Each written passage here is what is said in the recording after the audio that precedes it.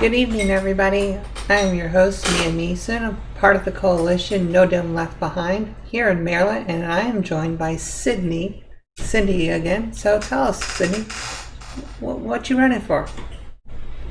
Hi, Mia. Thanks so much for having me here today. My name is Dr. Cindy Banier, and I'm a candidate for Congress in Southwest Florida, Congressional District 19. That's coastal Southwest Florida, Boca Grande, all the way down to Marco Island. I'm a mom and small business owner, and I'm fighting for our water, our health, and our community. That's awesome. Well, we have our land, our legacy, and our vote here in Maryland, and I have to say, it's a huge district, the size of two Delawares. In fact, one of the sad things is I can't even go to New York or see family for the holidays coming up because of the COVID crisis. I mean, how is it for you down in Florida? What's going on locally for you? Oh, wow, that's funny. You should ask. We are right outside of the brand new epicenter of coronavirus in the United States, which is Miami. But my own home area here in Lee County is really just right behind. Just got word, and I was just making a post before we got on here today, that our hospitals are in Lee County are at 100% staff capacity. So that thing at the beginning of the pandemic that everybody's really worried about, that's happening here now. That's not good at all. I mean, we're seeing a small uptick and it's just creeping. Our governor was basically, starting to rethink some strategies that we've proposed to him earlier because, our president has just decided to continue to golf, and he came to a press briefing today and said of golf. I mean, he spent 279 days golfing out of the 1,000 plus he's been in office so far. And honestly, we have 105 days left till election. Are you excited about getting into these last 90 days and making the vote count?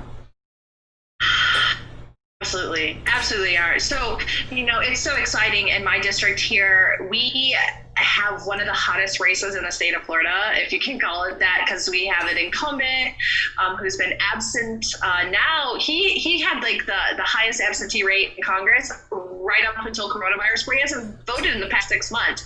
So he's, abdicated a good, 75% of his term at this point. And, that's a little bit more, but it's about 50% of his term between what his usual absentee rate and now.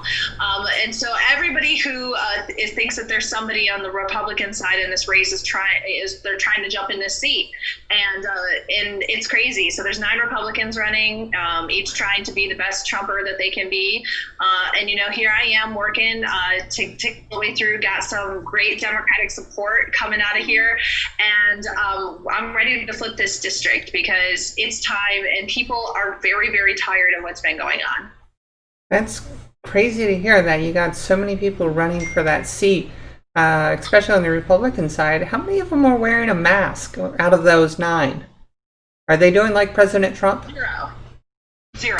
Trump wears a mask once every hour, maybe a year.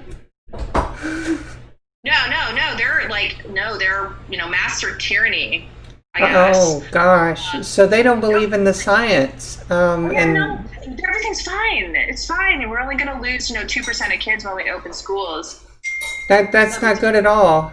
Here in Maryland, we've basically told everybody who's now 2 years old and older, they must wear masks. So if you have a makeshift cloth or something covering your face, I guess that's considered a mask.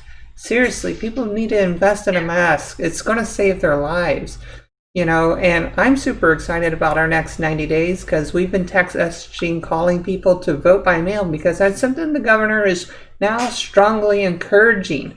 So are you folks voting by mail in Florida?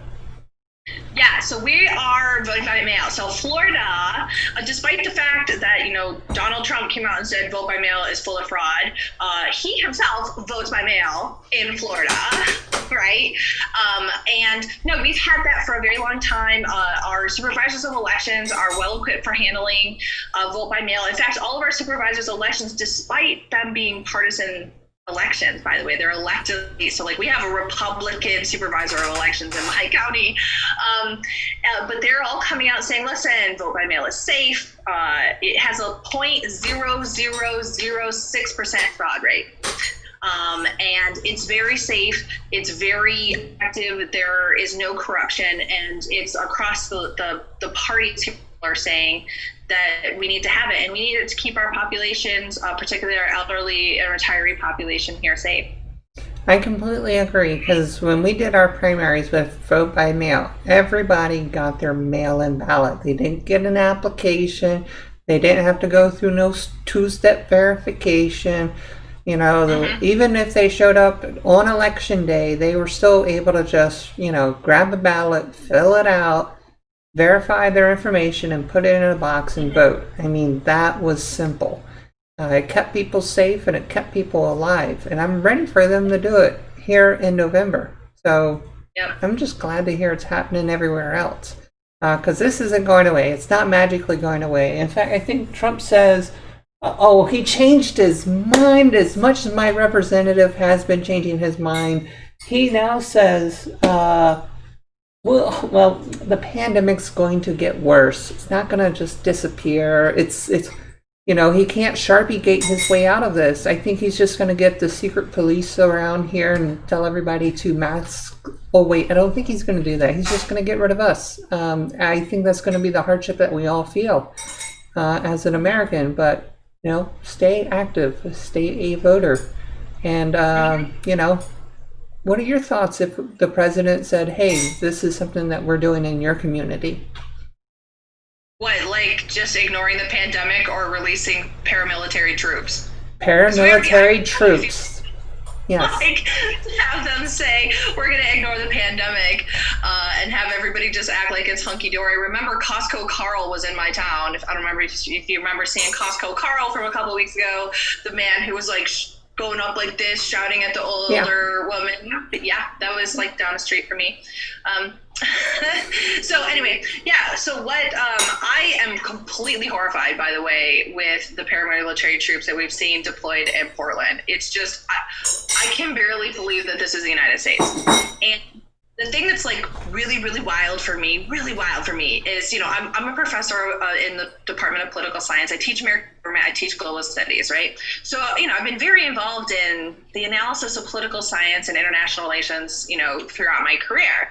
And I got into a Twitter fight recently. I don't even know. I'm like battling trolls now and then on Twitter, but they love to call me a communist because I'm a Democrat, right? I got that too. Yeah. And so the thing that's funny for me, and as I made this post one time, and basically it was saying like communism is like this political philosophy. I said, but authoritarianism is when there's single party rule and people are being, you know, politically persecuted and disappeared. And that's what you're really afraid of. I said, so all the things that you're afraid of in communism, you're really afraid of authoritarianism, and you should absolutely be afraid of authoritarianism, was my post. And then, of course, the troll Twitterverse, like descended upon me. There were calls for me to be fired from my job at the university for being a communist sympathizer. And you're not. With Mao, like insane. And the whole point was, what we're